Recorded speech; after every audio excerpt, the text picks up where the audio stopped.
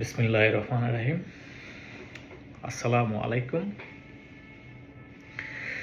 সুপ্রিয় দর্শক, আশা করি আল্লাহর রহমতে সবাই ভালো আছেন।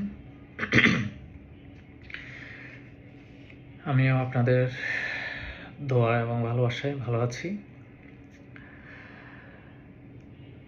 মানুষের সুখ নিয়ে অনেক চিন্তা ভাবনা থাকে সব সময়।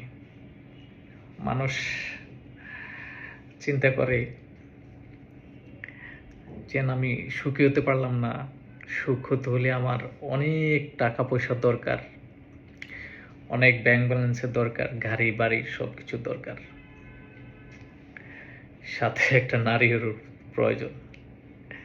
এটা ইসলামিক দিক দিয়ে আমাদের একটা আল্লাহ পাককে সৃষ্টি করে দিয়েছে যে বিয়ে করাটা ফরজ।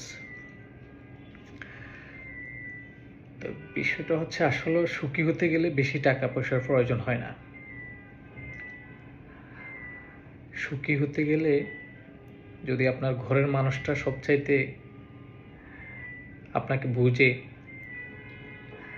আপনার সুখ দুঃখে পাশে থাকে, তাহলে আপনার বেশি টাকা পয়সার প্রয়োজন হয় না আমি মনে করি আর কি। কারণ সবসময় সে আপনাকে সাপোর্ট দেবে। আর পুরুষ মানুষের সবচাইতে সুখটাই হচ্ছে বাসা। সারাদিন আপনি পরিশ্রম করলেন, দিন শেষে বাসায় গেলেন, বাসায় গিয়ে যদি দেখেন আপনার বউ, আপনার ফ্যামিলির লোকজন আপনার প্রতি খুবই আন্তরিক, তখন মনে হয় পৃথিবীর সবচাইতে সুখী মানুষ আপনিই, এবং এটাতে আপনি অনেক সুখ খুঁজে পাবেন।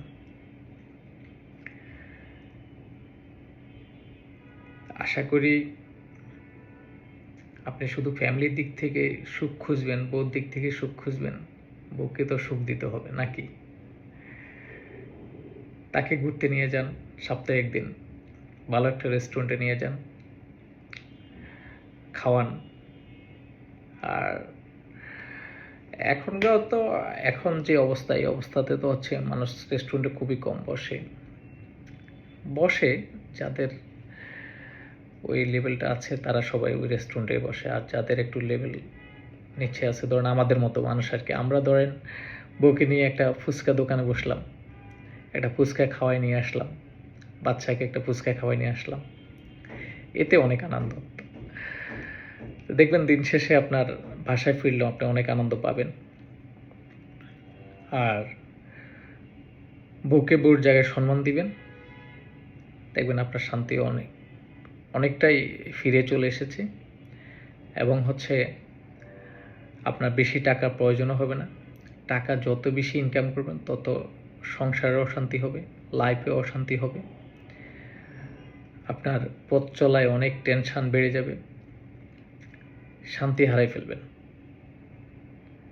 তো সব সুখের মূলই হচ্ছে অর্থ দিয়ে সব সুখের মূল খুঁজে পাবেন না, এবং একবার অর্থ না হলে আবার চলতে পারবেন না। তো আপনার যে পরিমাণ অর্থের দরকার ওই পরিমাণে হলে আপনি আল্লাহর কাছে শুকরিয়া আদায় করেন। বেশি অর্থের পিছিয়ে দৌড়াবেন, সংসারে ভালোবাসা হারাই ফেলবেন। আশা করি আপনারা আমার কথাগুলো বুঝতে পেরেছেন। আপনারা যদি আমার কথাগুলোতে আপনাদের দ্বিমত থাকে, আপনারা কমেন্টস করে জানাতে পারেন। আপনারা যদি কোনো কিছু রিপ্লাই না করেন, তাহলে তো আমি আমার এই যে কথাগুলো বলি এগুলার আসলে ভালো মন্দ খুঁজে পাবো না। তো আপনারা আমার সাথে থাকবেন আশা করি। আমি চাচ্ছি একটা ভালো কিছু করার জন্য, ইনশাল্লাহ। আমার এই ব্যাপার নিয়ে নেক্সট ভিডিওতে ইনশাল্লাহ কথা বলব।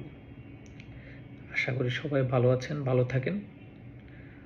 আসসালামু আলাইকুম ওয়া রাহমাতুল্লাহি ওয়া বারাকাতুহু।